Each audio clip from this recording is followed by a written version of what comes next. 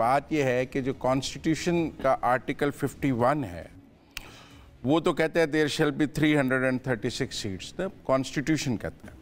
फिर जो उसका सेक्शन 3 है वो सूबों में कितनी सीट्स होंगी, कौन किस सूबे में कितनी सीट्स होंगी, 51(3) उसको एलेबोरेट करता है।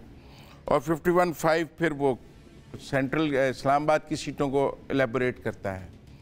तो जब तक अगर आपने इस टेबल में कोई भी चेंज लाना है, नई मरदमशुमारी के साथ, जो आप कह रही थी बलूचिस्तान की सीटें बढ़ जाएंगी, पंजाब की 5 कम हो जाएंगी, सिंध की 1 बढ़ जाएगी, केपी की 3 कम हो जाएंगी, उसके लिए कॉन्स्टिट्यूशन अमेंड करना पड़ेगा।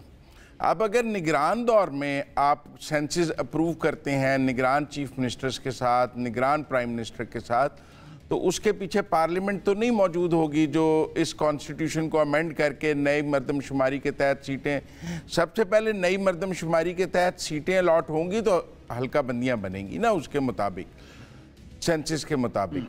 जब आप आइन में तरमीम ही नहीं कर सकते तो आप नई हल्का बंदियाँ ही नहीं कर सकते, नई मरदमशुमारी के तहत इंतखाबात ही नहीं करा सकते। इसका ये मतलब है कि इस वक्त कौमी असम्बली में आपके पास 2/3 नहीं है, टोटल अरकान 2/3 से कम है ना, बाकी रिज़ाइन।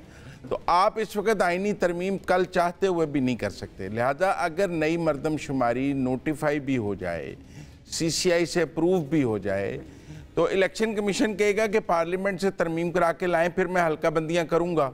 उससे पहले मैं पार्लियामेंट्री तरमीम के बगैर नई हल्का बंदी, जब तक कॉन्स्टिट्यूशन में हल्के लिखे जाते हैं, हमारे यहाँ जो हल्कों की तादाद है वो कॉन्स्टिट्यूशन में लिखी जाती है, कोई एक्ट ऑफ पार्लियामेंट नहीं है।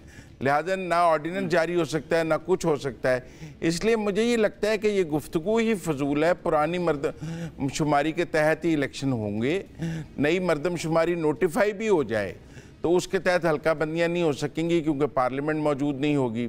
अब आप ये कहें कि इलेक्शन डिले करने का एक तरीका है,